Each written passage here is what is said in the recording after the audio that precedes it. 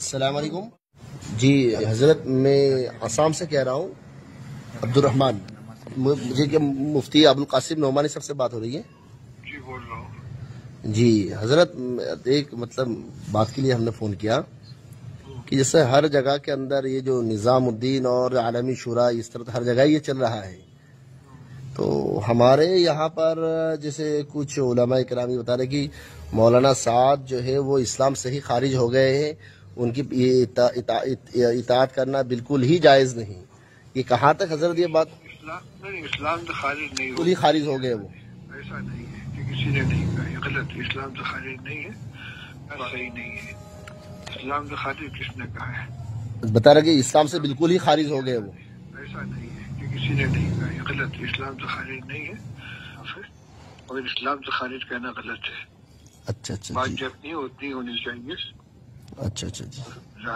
ज्यादा आगे बढ़ जाते हैं लोग। जी जी, ठीक जज़ाक। अच्छा अच्छा, अच्छा इस्लाम से खारिज नहीं करार दिया है, ना ऐसा कहना सही है। जी जी जी। अस्सलाम वालेकुम। वालेकुम सलाम।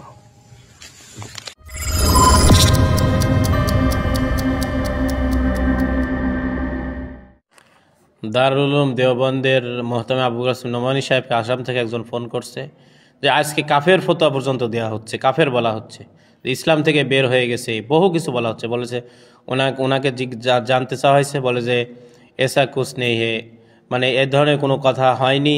মানুষ যেগুলা হয় তার থেকে বাড়ায় বাড়ায় আগ বাড়িয়ে কথা বলে, না ইসলাম থেকে খারিজ হয়েছে না এ ধরনের কোনো কথা হয়েছে।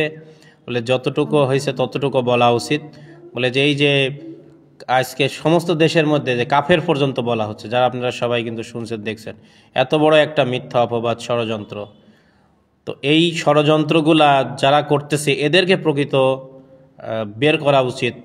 আসলে প্রকৃত ফিতনাবাজ কারা? আলী রাদিয়াল্লাহু আনহু আর মুআবিয়া রাদিয়াল্লাহু তাআলার মাঝখানে যারা ছিল, আয়েশা রাদিয়াল্লাহু আনহা এবং আলী রাদিয়াল্লাহু তাআলা আনহুর মাঝখানে যারা ছিল, হুসাইন রাদিয়াল্লাহু আনহু এবং ইয়াজিদের মাঝখানে যারা ছিল, যুগে যুগে আব্দুল্লাহ ইবনে ওমর আজিজ রহমতুল্লাহ আলাইহির জামানা, যুগে যুগে খলিফাদের জামানাতে এই ষড়যন্ত্রকারী খারিজি এবং সাবাইদের উত্তরস্বরী এবং ইহুদিদের সেই গুপ্তচর এবং বিশ্বাসঘাতক বাহিনী, এদেরকে সমূলে উৎখাত করা উচিত। এদেরকে ব্যাপকভাবে তালাশ করে এদেরকে জাতির সামনে আনা উচিত। কিন্তু বাস্তবতা দেখেন অনেক ভিন্ন। যেখানকার ফতোয়ার ওসিলা দিয়ে আমরা কথা বলি, যেখানকার সতর্কতার ওসিলা দিয়ে আমরা কথা বলি, কত ধরনের অপপ্রচার এবং মিথ্যা তহমত, মিথ্যা কথা আমরা সারা দুনিয়াতে চালাইতেছি। কিন্তু অমুসলিমদের ব্যাপারে অনেক সময় আমরা কত নমনীয়তা, আর মুসলমানদের আপোষে জ্ঞানজাম বাঁধানোর জন্য, ফিতনা যাতে দমন না হয়, আপোষে মিল মহব্বত না হয়, সেজন্য ব্যাপকভাবে চেষ্টা করতেছি যে সর্বদিক থেকে অত্যাচার, নির্যাতন, জুলুম, ফতোয়া, বিভিন্ন চাপ, এলজাম, বহতান দিয়ে তথ্য সন্ত্রাস করে জোর করে আমার বিষয়টাকে আমি মানাইতে চাচ্ছি। এটা শরীয়তের শিক্ষা না।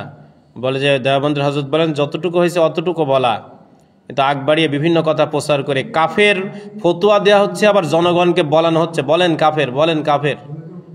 কি অবস্থা, কত অধঃপতন হয়েছে। আল্লাহ পাক আমাদের হেফাজত করুন।